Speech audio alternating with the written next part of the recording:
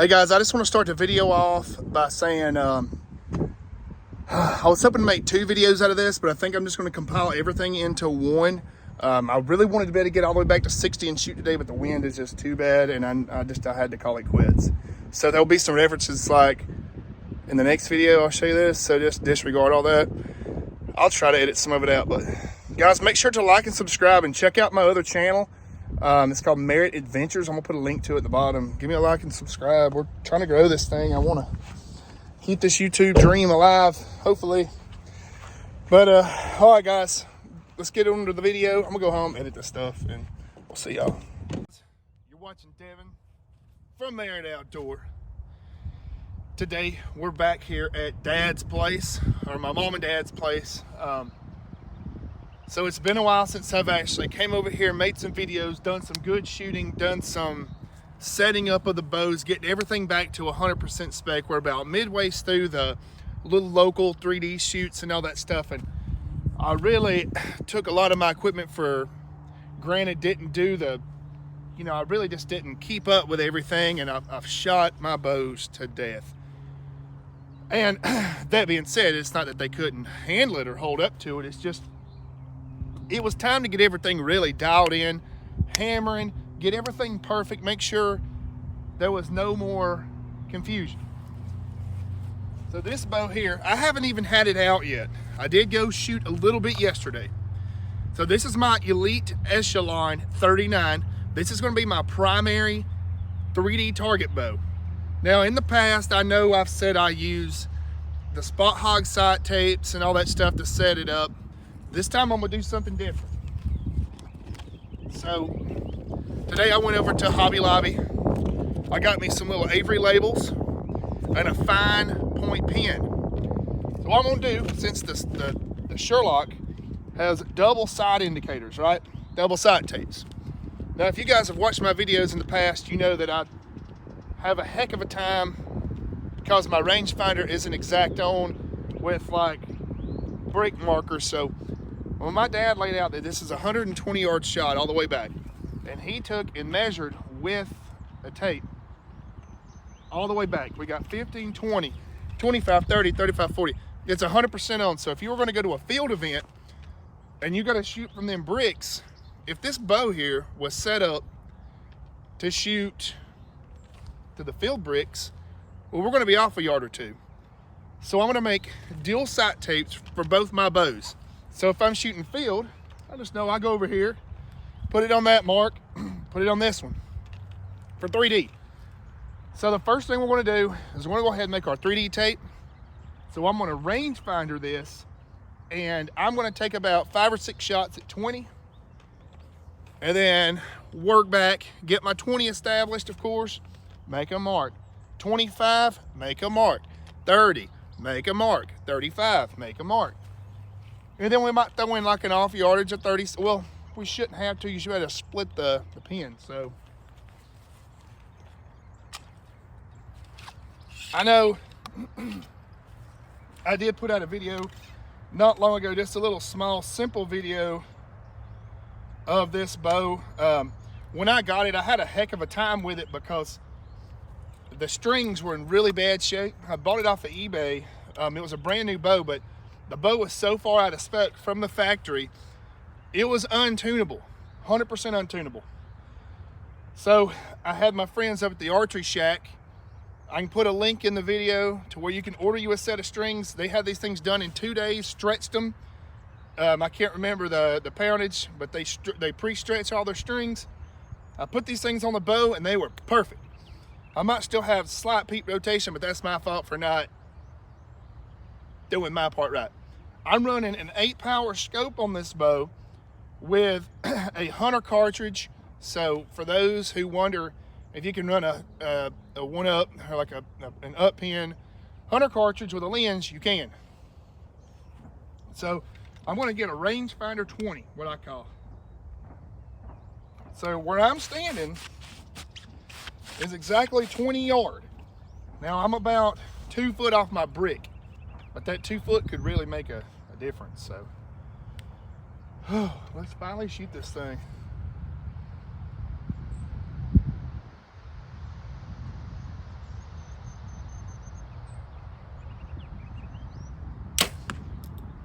All right, we were slightly low. That's okay.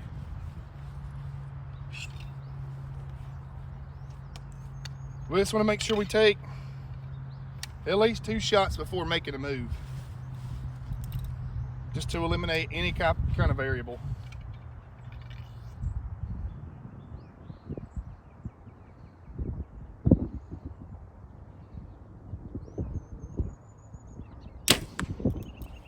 Ooh, I almost Robin Hooded that air. All right, so they're both shooting low.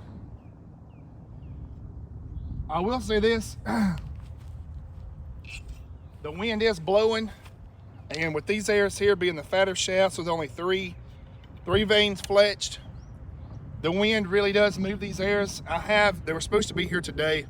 I'm going to put tack vanes on all of my airs, on this setup and the other ones. I'm going to 4-fletch everything. That should help steer the arrow and keep it straight. Right now, I'm fighting the wind, unfortunately. But I'm just going for the black ring right here. We're shooting at a small face. But you can see how that one air kicked, and it's just from that wind that's blowing this way. And these are 27s, PS 27s, so they are fatter shafts, so the wind is going to push them.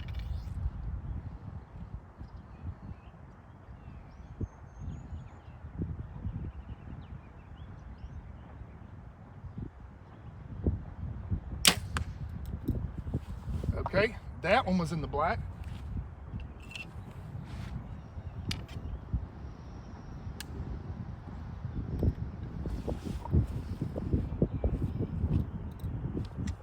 This wind is it's been bad for the last couple days, so I haven't made any videos.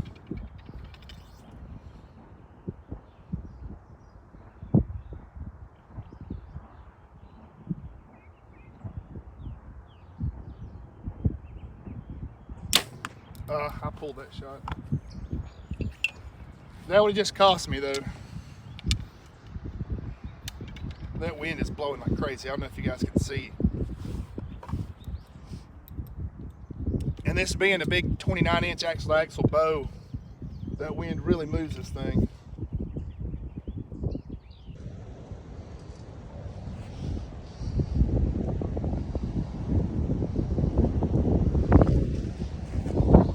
I'm out here with the Prime Inline 5. It has custom bowstrings from the Archery shack that matches the bow. This is the hammer pennied finish. So what I'm doing out here today is I want to make some sight marks, get this thing sighted in. I was using like Spot Hog sight tapes, but this thing, I don't have a fast enough tape for one. So I'm making my own. I just got some, if you're watching the other video of the Elite, I don't know which video will come out first, but I've got some little Archery labels. Got me a fine Sharpie marker. And as I said in the other video, I'll be shooting both of these bows for 3D and for field.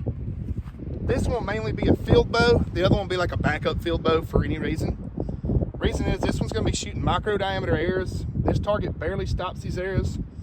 So what I want to do is I'm going to run another sight tape on this side since it has 2 indicators. I'll run one that'll be exactly on the bricks, which are measured out to a field to the T, to like a field range. So I'll have like 15, 20, 25, 30, 35, 40, all the way back to 100. A couple other things. These arrows that I'm shooting are a 300 spine RIP TKO from VAP. 300 spine, like I said, they're 3-fletched, but they're fixing to be 4-fletched left-hand helical because these particular strings are twisted left-hand. People say it don't make a difference, but I'm going to make sure that everything is to, you know, I don't want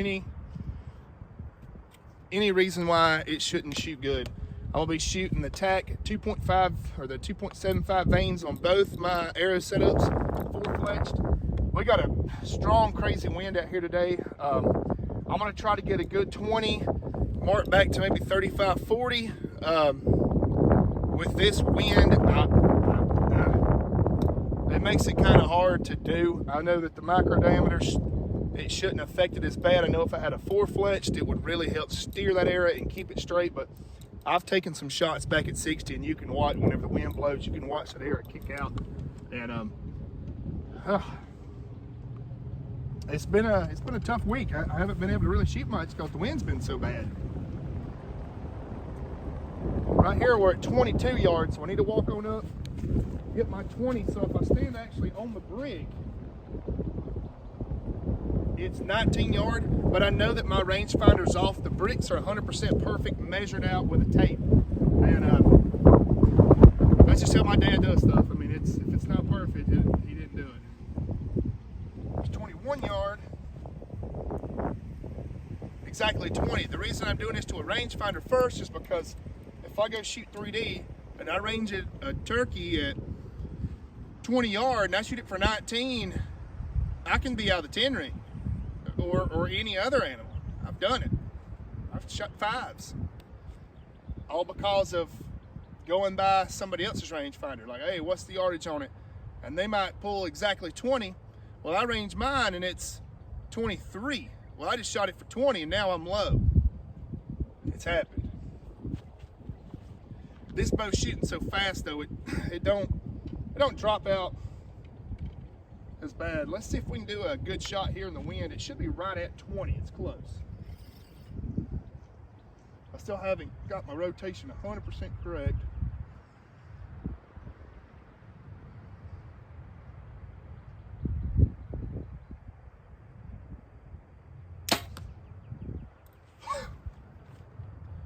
That's what you want.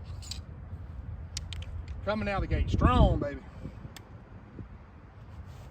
But it buries these arrows up to the fletching, so I'm not going to put too much time at 20 because I don't want to mess up my arrows. Not that I'm not going to fletch them tomorrow, but these bells will stop about anything, but it won't stop this thing. Woohoo. We're just going to do 2 at 20 and then walk back to 30. I gotta fix that.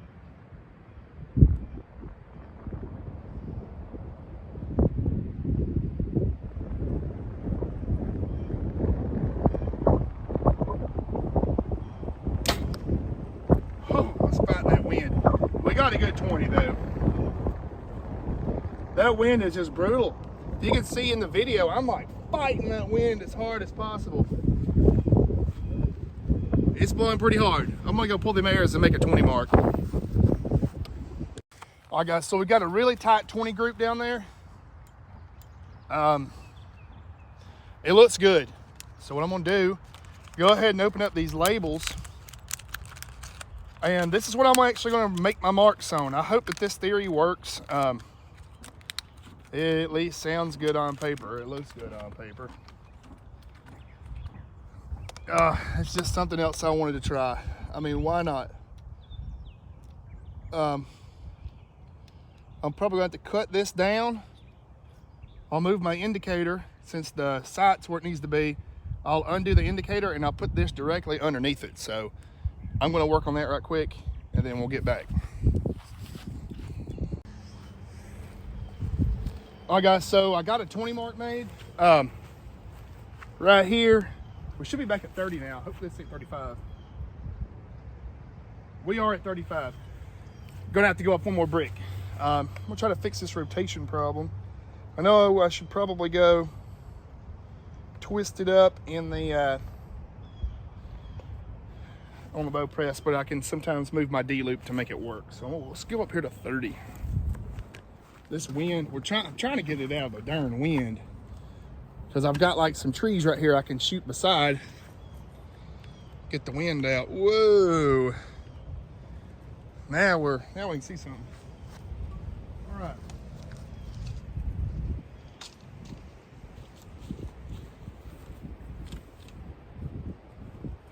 That wind's gonna be hard to fight.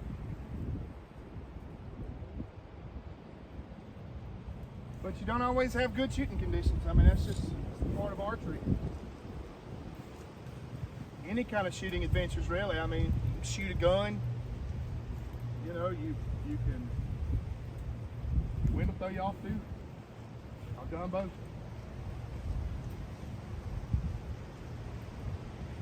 Then on 30.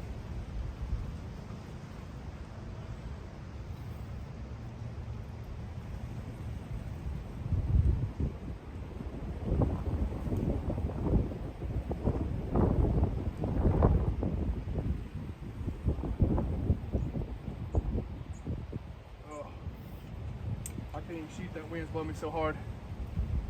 I don't know if you can see how strong this wind is, but it's bad. Let's see if it'll settle down for a minute. I couldn't even stay on target. Jeez, I wonder what the wind gust is. It's so unreal. Oh, I really wanted to make a video today for you guys at the end line. I don't know if I can tuck in right here. Maybe get out of some of this wind. I got 30 right here, but oh.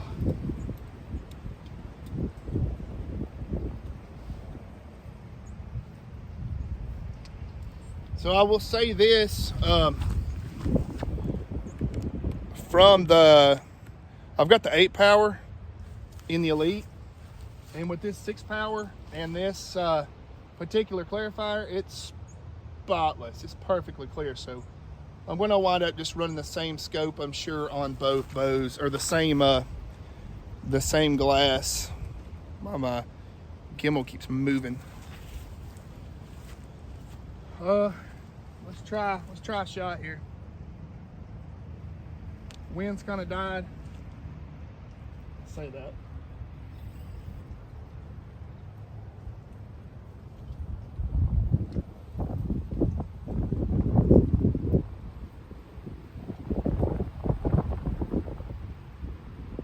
No. Dang it.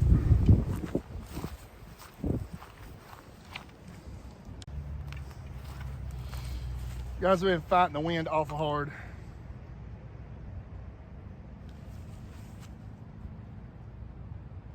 Just trying to get a good 30-yard shot. That's all I'm asking for.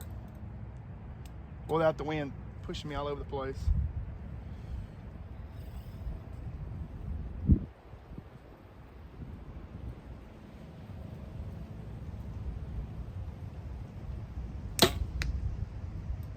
Whoa. Our left and right was good though. Hopefully I just didn't like drop the bow and make it low because I'm fighting the wind so hard. Guess we'll find out right here.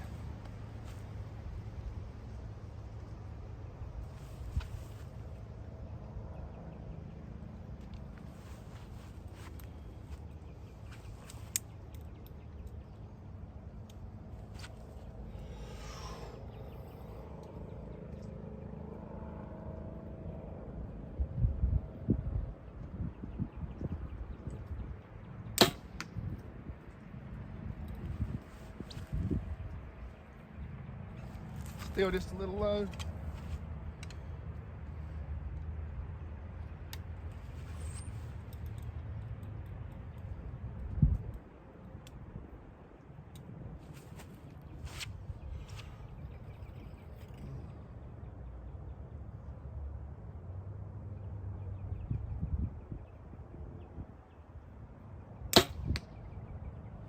There it is. Just try to get a group while the wind's not blowing.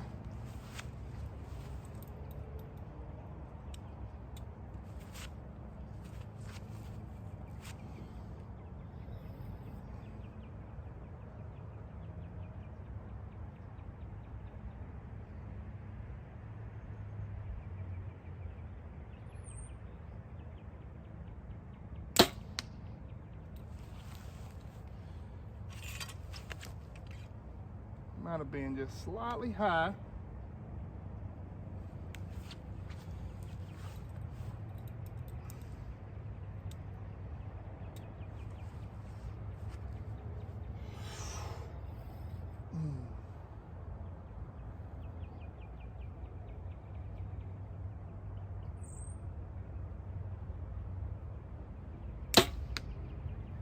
I'm gonna go check those groups out. They're probably not the best. But like I said, I'm fighting the wind, guys. Bad. All right, guys. I was hoping I'd be able to get, I finally do got a 30 mark. I just got to make a mark there.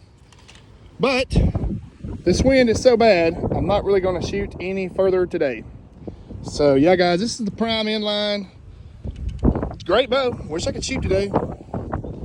this wind is just kicking me. So I hope y'all have a good one. Make sure to like and subscribe. We'll see y'all maybe tomorrow or Sunday.